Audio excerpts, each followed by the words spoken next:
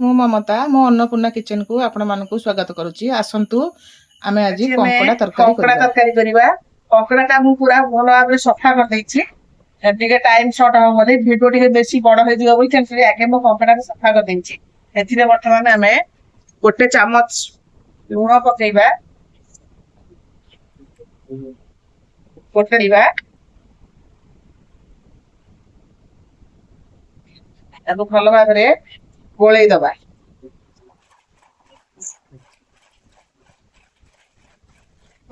ଚାମଚ ବଡ ଚାମଚରେ ସୋରିଷ ତେଲ ପକେଇଛି। ଆମର ତେଲ ତାତିଲାଣି। ବର୍ତ୍ତମାନ ଆମେ ସେ ତେଲରେ କଙ୍କଡାକୁ ଫାଷ୍ଟ କଷିଦବା। ଭଲ ଭାବରେ କଷି ସାରିଲା ପରେ ତାପରେ ଆମେ ମସଲାରେ କଷିବା। ମୁଁ ଏଠି ଦିଟା ବଡ ବଡ ପିଆଜ ନେଇଛି, ଆଉ ଏଠି ଅଦା ରସୁଣ ଶୁଖିଲା ଲଙ୍କାର ଗୋଟେ ପେଷ୍ଟ ନେଇଛି, ଦିଟା ଛୋଟ ଛୋଟ ଟମାଟୋ ନେଇଛି। ଏଠି ମୁଁ ଆଳୁଟା ଟିକେ ଭାଜି ଦେଇଛି, ଆଉ ପୋସ୍ତ ବଟା ନେଇଛି। ଏବେ ଆମର କଙ୍କଡା ଟା ହେଇଗଲାଣି। ଏବେ ଆମେ ଆକୁ ଗୋଟେ ପ୍ଲେଟ କୁ କାଢିଦବା, ଆଉ ଏଇ କଡେଇରେ ତରକାରୀ କରି ଚାମଚ ବଡ ଚାମଚରେ ତେଲ ନେଇଛି। ତେଲଟା ଟିକେ ତାତିଗଲାଣି। ଟିକେ ତେଲରେ ଚିନି ପକେଇବା। ଚିନି ଟା ଖାଲି ମୁଁ ଟିକେ କଲର ପାଇଁ ଦଉଛି। ଥିଲାଣି ଏବେ ଆମେ ଜିରା ଟିକେ ପକେଇବା। ଜିରା ଟା ଭଲ ଭାଜି ହେଇସାରିଲାଣି। ପିଆଜ ପକେଇବା। ପିଆଜ ଟା ଟିକେ ଭଲ ଭାବରେ ଭାଜି ହେଇ ସାରିଲା ପରେ ଆମେ ବାକି ସବୁ ମସଲା ପକେଇବା। ଆମର ପିଆଜ ଭାଜି ଆସିଲାଣି। ଏବେ ଆମେ କାଶ୍ମୀରୀ ଲଙ୍କା ଗୁଣ୍ଡ 1.5 ଚାମଚ ପକେଇବା।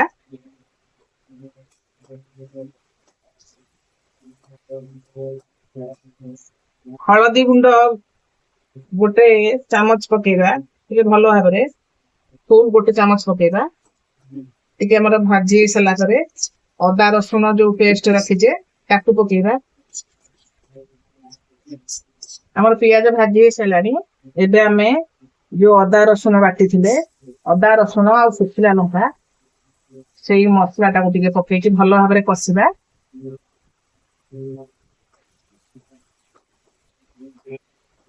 ମସଲା ଅଧା କଷି ହେଲାଣି। ଏବେ ଆମେ 1.5 ଚାମଚ ଖଣ୍ଡେ ଲୁଣ ପକେଇବା।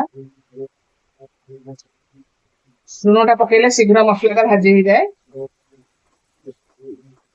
ତାପରେ ଆମେ ପୋସ୍ତ ଯୋଉ ବାଟିକି ରଖିଥିଲେ ସେ ପୋସ୍ତ ଟା ପକେଇବା।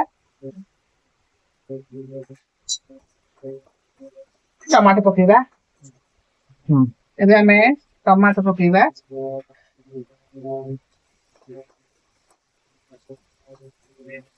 ଟମାଟୋ ଟା ଭଲ ଟିକେ ଭାଜି ହେଇ ସାରିଲା ପରେ ଆମେ କାଟିକି ରଖିଥିବା ଯୋଉ ଛାଣିକି ରଖିଛେ ଆଳୁ ସେଟା ପକେଇବା। ଛାଣିକି ରଖିଥିଲା ଆଳୁ ସେଇଟା ପକେଇବା। ଆଉ ଟିକେ ଚିକେନ ମସଲା ପକେଇବା। ତାକୁ ଭଲ ଭାବରେ କଷିଦବା।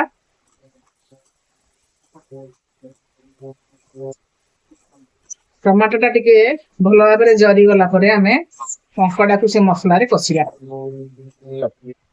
ଆମର ମସଲା କଷିଗଲାଣି। ଏବେ ଆମେ ଯୋଉ ଭାଜିକି ରଖିଥିବା କଙ୍କଡାକୁ ପକେଇକି ଭଲ ଭାବରେ ଟିକେ କଷିଦବା। ତାପରେ ପାଣି ଦେଇଦବା। ଆମର କଙ୍କଡା କଷିଗଲା କି ନାଇଁ ଦେଖନ୍ତୁ। ଆମର କଙ୍କଡା ପୁରା ଭଲ ଭାବରେ କଷି ହେଲାଣି। ଏବେ ଆମେ ଏଥିରେ ପାଣି ଦବା।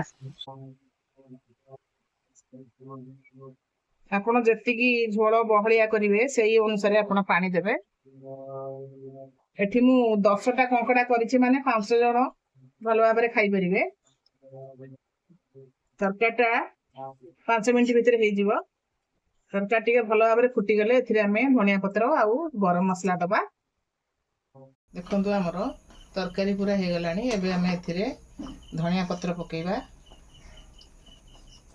ଟିକେ ଗରମ ମସଲା ପକେଇକିରି ତରକାରୀ ଟା ବନ୍ଦ କରିଦବା।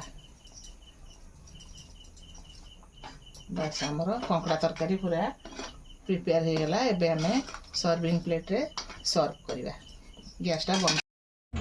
ଯଦି ମୋ ଭିଡ଼ିଓ ଆପଣମାନଙ୍କୁ ଭଲ ଲାଗିଲା ତାହେଲେ ଲାଇକ୍ ସେୟାର କମେଣ୍ଟ କରିବାକୁ ଭୁଲିବେନି। Thank you.